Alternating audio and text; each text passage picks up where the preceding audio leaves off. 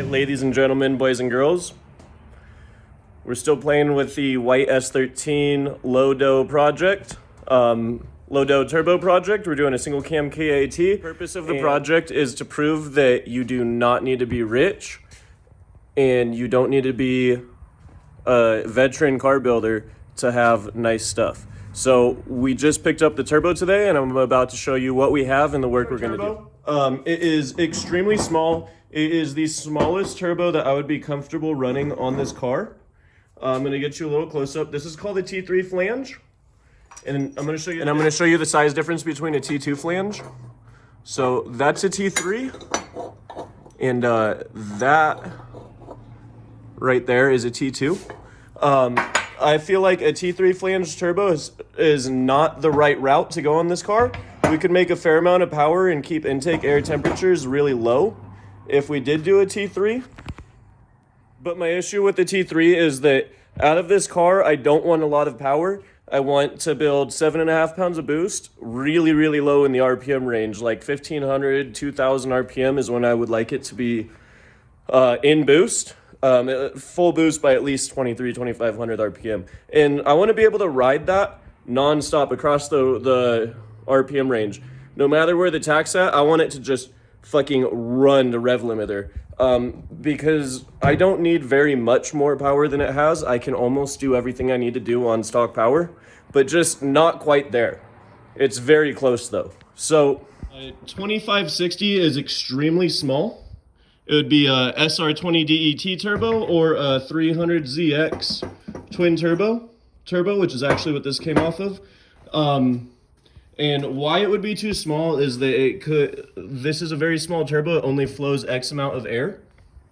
And the amount of air that it flows is, we're maxing it out on a 2.4 liter engine with the RPM range that we have access to. So that's a really big deal that we're maxing it out.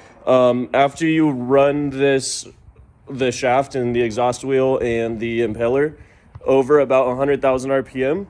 Once it starts seeing about 140,000 RPM, it is liable to explode. It's called overspooling. It can do a bunch of different things, mainly ruining the bearings or exploding, depending on the conditions it's seeing. So we're going to be pretty mindful of that. I personally do not think it'll be an issue. I just had another engine builder that is one of my friends bring it up, which is why I'm mentioning it in this video, because it's not physically impossible. One thing I know is that this motor is probably not going to live in rev limiter like a lot of other cars do live at the upper end of their RPM range at rev limiter. I have a lot of displacement. It already makes a fair amount of torque, and I'm going to be adding to that across the whole RPM range almost, with only a very small dead spot below 1,000 RPM, or below 2,000 maybe. So I'm mainly going to be in it second gear throughout the RPM range and third gear throughout the RPM range. And especially when I'm in third gear, I'll probably be pretty low in that RPM range, about 2,000 to 5,000. So I shouldn't really have to worry about ruining the turbo by flowing too much air through it and getting it too hot and ruining bearings or having an impeller explode off of it. It really should be the perfect budget-friendly used turbo for this budget-friendly project to show you guys you don't need to spend $20,000 to go out and have fun with your friends. Shout out to Wout, by the way. I'm wearing the sweater from him and his company and his sponsors. Wout is one of the pro drivers over in Europe. He lives in Amsterdam. Amazing guy. I just thought it was funny. I'm wearing his sweater in the YouTube video. Thinking about breaking GoPro out in a tripod, because here's what I need to do.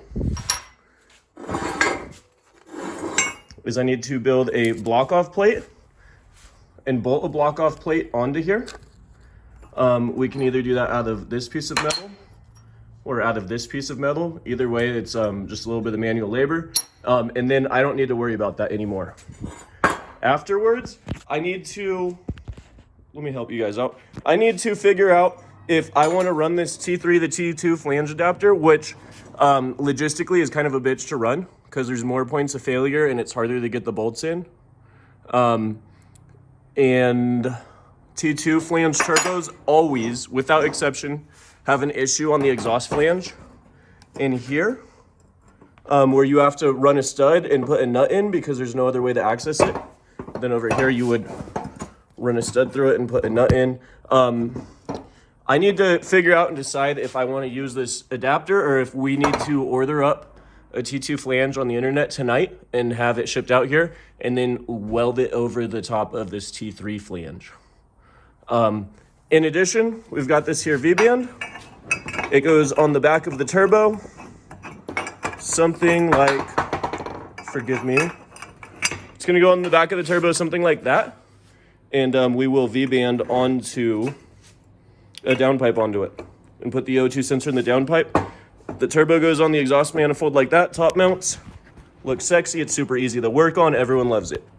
I don't know if we ever did get video or conclusion of this because I was pretty distracted with just working and being me and doing my job. But this is what we ended up with, turning the 3-ski trailer into a 2-ski trailer. Hey, look, there's the turbo S13 in the background. Let me show you around. There you go. So we moved those bunks over, added bunks in the middle, and we're set to carry 2 Superjets and some kind of a 550 every time I go to the lake. I'm very happy with it. This is how we strap it down.